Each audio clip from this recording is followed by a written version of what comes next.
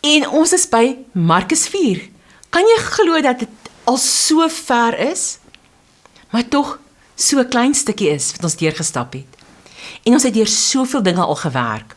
Ons het laas maand die joernaal gebruik, so ons gaan nou weer die joernaal gebruik, maar hierdie keer gaan ons stilstaan by Jesaja. So, Markus 4 vers 1 tot 20. Dis 'n lang gedeelte, en hier gaan ek vir jou huiswerk gee. Jy gaan stilstaan, en jy gaan dit self lees. Ek gaan dit nie hierdie week vir jou lees nie. En ek wil jou uitdaag om weer enige van die tegnieke te gebruik wat ons alreeds oor gepraat het.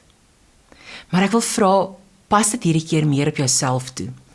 Want Markus 4 vers 14 sê, die saaier saai die woord. Laasweek het ons, 2 weke terug het ons gekyk oor woorde, 2 of 3 weke terug het ons gekyk oor jou woord, en het ons begin om ons woord skoon te maak, want die Here het geweet waartoe hy werk. En vandag staan ons stil en besef, maar ek saai saad. As 'n saaier, as 'n boer, verkeerde saad saai, gaan hy net onkruid oes. En ons vind vandag so dikwels dat kinders nie meer hoor nie.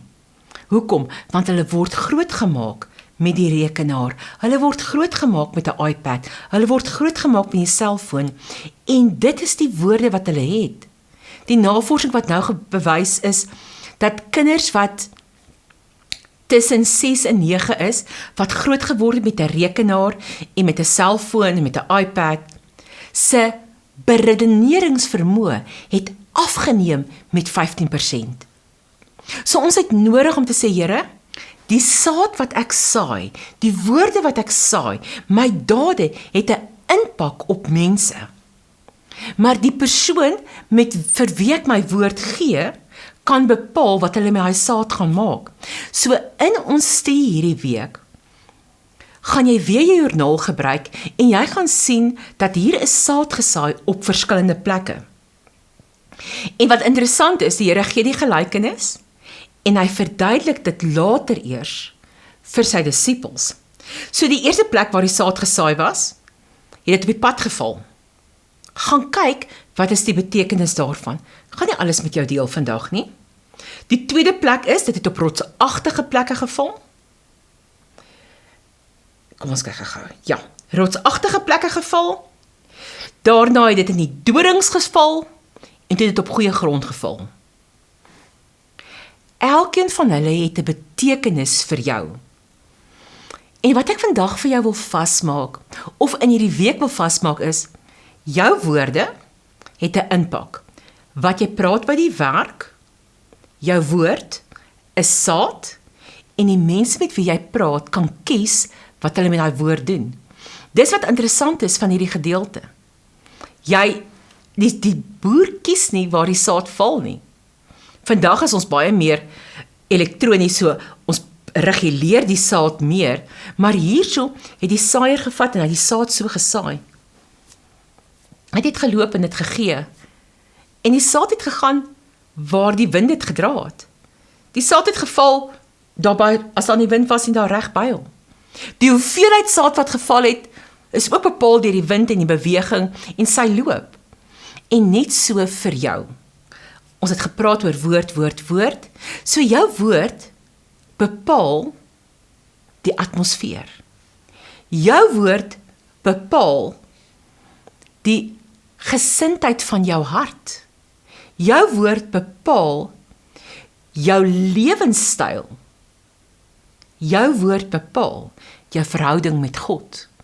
So as ons gaan kyk na hierdie week, gaan kyk ons weer na die soap. Kom ons gebruik weer die seep om ons woorde te was. Ek het so 'n paar weke terug gepraat oor die soap tegniek. Hoe was ek my woorde? Hoe was ek die woord van God in my lewe in? En jy kan kyk en jy kan sê die skrif, wat jou skrif, wat uitstaan, maar staan stil by hierdie 5 onderwerpe hierdie week. En jy gaan dalk langer by dit wil stil staan. Dis okay. Jy kan langer stil staan. Jy het nie nodig om teen dieselfde ritme te hardloop as wat ons hardloop nie. Jy gaan iewers ter weer opvang.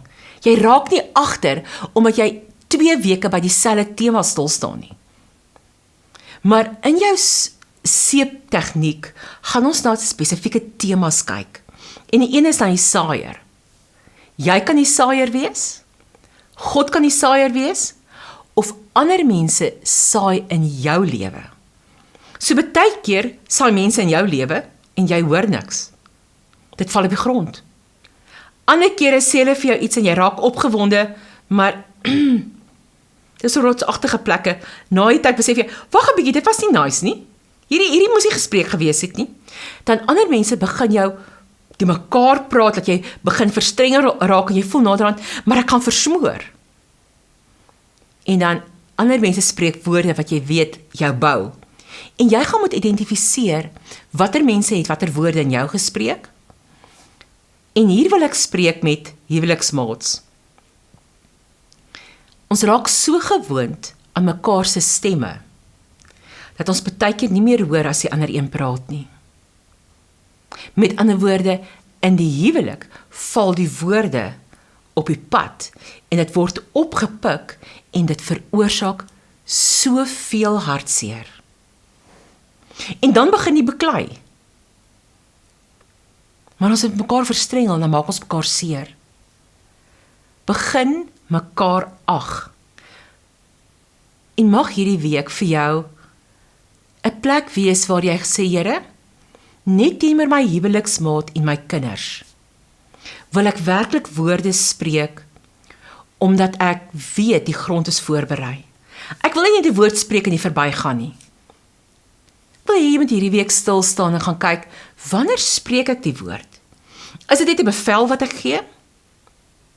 Kom ek gaan vir jou hierdie getuienis gee, dat jy dit verstaan. 'n Vrou en haar kinders het ongelooflike beklei. En die kinders wil nie naby mamma kom en niemand verstaan nie hoekom nie. En dit is by die sielkundige, dan praat hy met die kinders, dan hoor hy die een kant, dan praat hy met die vrou, dan hoor hy 'n ander kant. En hy besluit toe, hy wil iets toepas, en hy vra vir die ouers, mag ek maar? En die ma sê, dis reg, en hy sit 'n kamera in, waar sy in die middag by die huis instap. En vir 'n paar dae neem hy dit af, en hy bring almal bymekaar na hy daarna gekyk het. En toe die ma sien wat gebeur, toe bars sy in trane uit. En sy sê, maar dit is nie by hart nie. As die kinders haar kar hoor inkom, dan storm hulle uit by die huis, of in hulle kamers, en hulle slaan die deur toe, en sit net musiek op. As sy by die huis kom, is haar hart, ek wil so graag tyd met my kinders spandeer, so ons moet vinnig kos maak, en dan kan ons saam sit gesels. Maar as sy inkom, dan gee sy al hierdie bevele, en sy hoor nie hoe sy klink nie, en sy sien nie hoe sy oordonderend oorkom nie, en die kinders spat uit mekaar uit. En hulle het haar geleer hoe om dit wat in haar hart is, te kan uitleef, en binne 'n kwessie van 2 weke, begin die verhouding herstel. Sien, sy was 'n saaier, maar sy het nie besef hoe sy oorkom nie. Raak hierdie week bewus daarvan. Jy is die saaier. Let op na jou optrede, want jou optrede bepaal of die ander persoon die saad op die grond gaan laat val, of die persoon gaan toelaat dat die saad op die rotsagtige plekke gaan val. Gaan jou saad uit in dorings val, omdat jy wil afdwing wat jy wil hê, of val dit op vrugbare grond wat kan groei? Maak hierdie week 'n punt daarvan en gaan staan stil en sê, Here, hierdie woorde wat ek gespreek het, wys my waar dit geval, en wys my hoekom het dit daar geval, sodat ek my optrede kan verander as 'n saaier, sodat U verheerlik kan word. En mag dit jou deel wees, mag jy vir hierdie week die deurbraak kry, mag jy dalk vir 2 weke stil staan en die deurbraak kry, waar jy beleef dat jy het oorwinning. Ek seën jou met daai wete dat jou woord kan in vrugbare grond val, sodat God verheerlik sal word. Shalom.